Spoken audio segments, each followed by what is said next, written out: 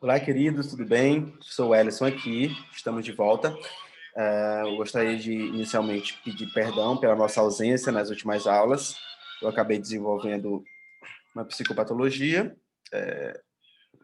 entrei num quadro de ansiedade e precisei me afastar. Fui ao médico, conversei com a direção e estamos aqui de volta, quase 100%, mas vamos tentar correr atrás desse prejuízo que a gente teve, né? E foi um ano difícil para todo mundo. Se Deus quiser, 2021 a gente se lembra dessa pandemia. Mas, sem mais delongas, vamos para a nossa aula de hoje, que nós iremos falar um pouco sobre eletrodinâmica. As turmas do terceiro ano, não é isso? Eletrodinâmica, gente. Deixa eu só diminuir meu vídeo aqui. Eletrodinâmica é a parte da física que vai estudar a dinâmica da eletricidade. E dinâmica tem a ver com movimento, certo? É claro que não existe eletricidade sem movimento, mas a gente já viu nas primeiras aulas um pouco sobre eletrostática, que seria como se fossem as cargas elétricas em repouso, que na prática quase nunca acontece, né? Ou praticamente nunca. Mas estamos agora estudando sobre eletrodinâmica, que é uma parte que vai trabalhar mais com circuitos elétricos, por exemplo, os circuitos que nós temos em nossa casa, quando você apenas aperta o interruptor e a lâmpada já liga. Qual é o fenômeno, por exemplo, que faz com que essa lâmpada ligue? Por que a cor da lâmpada é aquela, certo? O da luz que vai ser emitida pela lâmpada, é claro. Além disso, a gente vai estudar circuitos em série, circuito em paralelos, por que eu consigo desligar só uma lâmpada e as outras ficam ligadas? Por que eu posso também ligar só um interruptor e ligar duas lâmpadas ao mesmo tempo? O que eu faço para me conseguir modificar isso? E aí a gente vai, é claro, iniciar com os conceitos básicos de eletrodinâmica, e um deles, sem dúvida, um dos mais importantes, é a noção de corrente elétrica, que justamente vai falar sobre esse movimento de elétrons, o que, na prática, é de onde se origina é a base, né, da eletricidade, certo? Vamos passar aqui nosso slide. Então, nas aulas anteriores, os condutores estavam em equilíbrio eletrostático, ou seja, os elétrons livres possuíam um movimento desordenado da agitação, decorrente da agitação térmica. Ou seja, os elétrons eles podem estar se movimentando ao redor do átomo, é claro, mas também podem sair de um átomo para o outro. A gente consegue eletrizar um corpo, né? A gente viu que a gente pode eletrizar por atrito, por indução ou por contato. Só que agora a gente vai considerar um fio condutor de maneira que não haja diferença de potencial nos seus extremos. Então, imagina que isso bem que é um fio qualquer, um condutor. Esse UAB aqui significa a diferença de potencial entre um lado e o outro. Para vocês entenderem, já que é uma linguagem nova ainda, essa diferença de potencial, eu vou chamar por enquanto, não é a forma correta, lembrando, mas eu vou chamar por enquanto de voltagem, certo? Voltagem a gente já está mais adaptado no dia a dia, no popular. Por exemplo, você vai comprar aqui no Nordeste um eletrodoméstico, está lá, 220 volts a voltagem.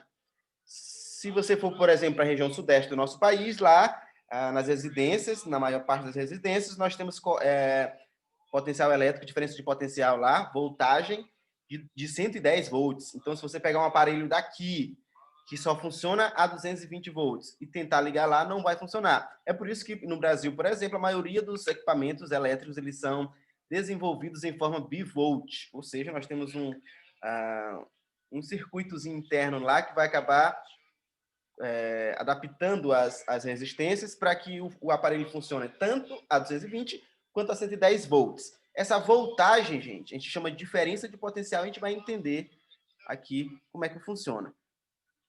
Aí é o seguinte, nesse fio aqui, que vocês estão vendo, imagina que ele não tem diferença de potencial, ou seja, não há um potencial elétrico no A e um potencial diferente no B, certo? O potencial deles dois supostamente será igual. Então, assim, ó, os elétrons estão aqui, eles estão se movimentando, é lógico, né? Os elétrons não param nunca, só que eles estão se movimentando de forma desordenada, um vai para um lado, outro vai para o outro, um vai para cima, outro vai para baixo, vai depender de uma série de forças sobre as quais eles estão sob a ação dessas determinadas forças, certo? Mas imagina que a gente bote agora uma diferença de potencial. Imagina que agora, ao invés desses elétrons estarem livres, eu consiga colocar uma diferença de potencial, uma voltagem nesse fio. Aí o que acontece? Esses elétrons que estariam livres para ir para um lado ou para o outro, quando se estabelece essa diferença de potencial nos extremos de um condutor, de um fio, que a gente vai chamar de resistor, tá? Esses elétrons livres, eles passam a se deslocar ordenadamente das extremidades B para a extremidade A. Por que isso, professor? Por que não é o inverso? Vamos entender aqui como é que funciona. Pelo menos, a gente tem a corrente real, vamos ver depois isso aí, tá? Mas, por enquanto, vamos imaginar que nós temos aqui uma diferença de potencial entre A e B, certo? Deixa eu ajeitar meu slide aqui, beleza? Uma diferença de potencial entre A e B. Bem aqui assim, nós temos uma diferença de potencial, certo? Nós vamos ver depois o que significa esse circuito aí, esse desenho, tudo isso tem um nome, a gente vai entender aos poucos como é que isso funciona. Mas é o seguinte, imagina que no lado A aqui, ó, eu tenho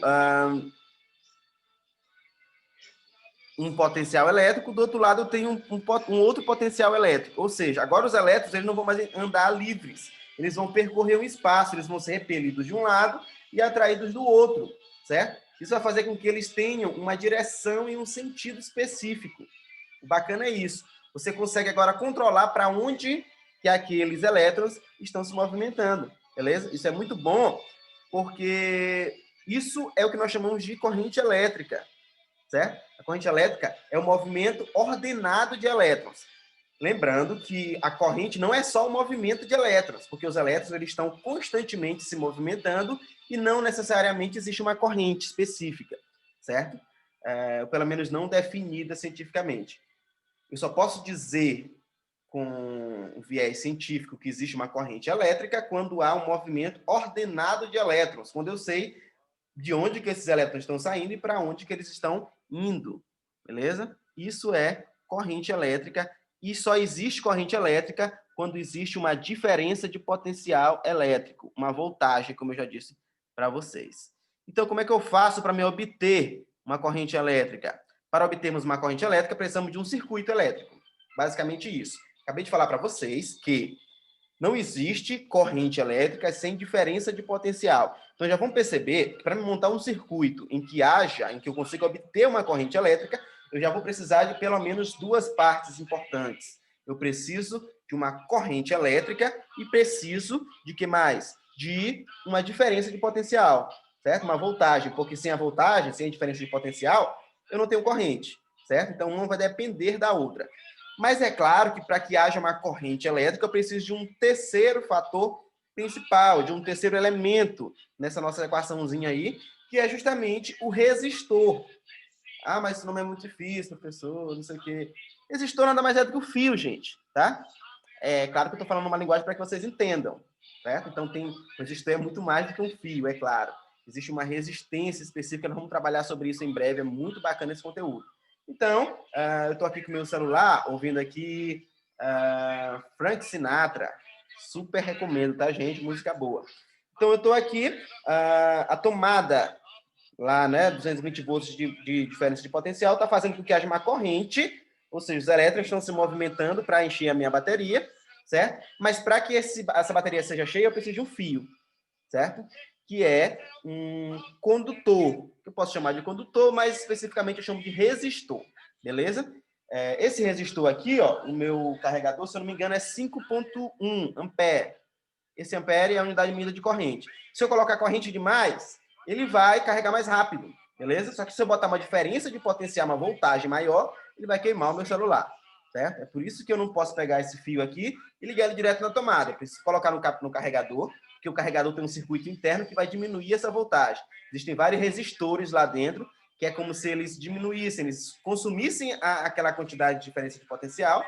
Eu sei que esse termo não é científico, tá? Só para que vocês entendam. E aí a diferença de potencial que vai sair, a voltagem, ela é bem menor, o que vai ser adaptada para o celular que, de fato, eu estou utilizando. Isso acontece não só com o celular, como qualquer outro circuito elétrico, beleza? Então, como eu estava falando para vocês aqui, ó, nosso slide já está repetindo o que eu adiantei, é que nós temos um circuito elétrico, e esse circuito, para que eu consiga, de fato, para que eu consiga criar esse circuito, deixar ele completo, eu preciso de 3 elementos. O gerador, esse gerador ele vai me gerar, eu falei agora há pouco, rapidão, falei agora há pouco que as 3 coisas que nós precisávamos era a corrente elétrica, o condutor, certo? E uma diferença de potencial, beleza? O que acontece? Esse gerador elétrico, ele vai justamente me produzir essa diferença de potencial, essa voltagem. O condutor elétrico é justamente o que eu chamei de resistor, certo? O fio. E a carga elétrica? A carga elétrica vai ser realmente produzida pela corrente elétrica, pelo número de elétrons, certo? Que a partir da corrente vai ter um movimento ordenado, vai para um lado ou para um sentido específico. Muito bacana essa parte teórica de eletrodinâmica, tá? Os cálculos são mais bacanas ainda, ó, acreditem. Vamos lá. Aí é o seguinte, gente. Esse condutor, esse gerador, como eu já falei, é uma diferença de potencial, ou melhor, produz uma diferença de potencial. E como eu já falei para vocês, a diferença de potencial elétrico, essa voltagem, ela vai orientar o movimento dos elétrons. Traduzindo, eu vou gerar uma corrente elétrica. O condutor, ele assegura a transmissão da corrente elétrica. Eu só consigo ter corrente com sentido se eu tiver um condutor. E esse condutor, é lógico, ele vai ser o fio, que eu chamo de resistor. E a carga elétrica utiliza corrente elétrica. Transforma isso em trabalho. A carga é eu pegar essa corrente e conseguir fazer alguma coisa com ela, certo? É eu produzir trabalho.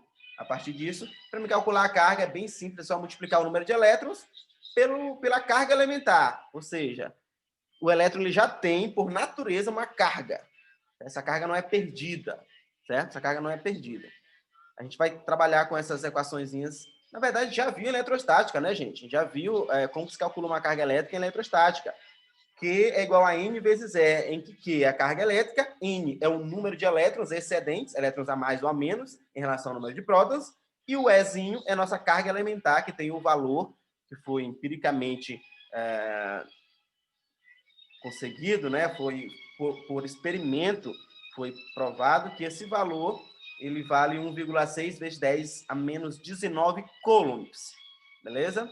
Isso aí vocês já viram nas nossas aulas anteriores aqui no canal, falamos sobre como que se calcula uma carga elétrica nas aulas introdutórias de eletrostática. Outra coisa importante é que em um segmento AB, em um fio metálico, por onde passa a corrente elétrica, contínua e constante, a carga elétrica total é nula, certo? Então, a carga elétrica total vai ser nula. Eu vou explicar por que isso nas nossas próximas aulas. Outro detalhe muito importante é que, para que haja, de fato, uma corrente elétrica nesse condutor, eu preciso que esse circuito ele seja fechado, certo? Então, por exemplo, posso ter uma carga elétrica no fio. Se ele estiver só pendurado lá, ele não vai passar essa energia para o ar. Ela vai ficar lá. É claro que também não é um termo científico, tá? É apenas para vocês entendam. Preciso fechar o circuito. Por exemplo, se o fio da lâmpada estiver cortado, essa lâmpada não vai funcionar, ela não vai acender, não vai produzir luz. Por quê?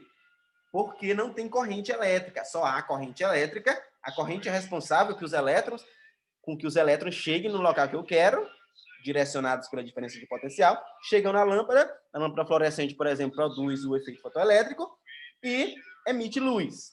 Beleza?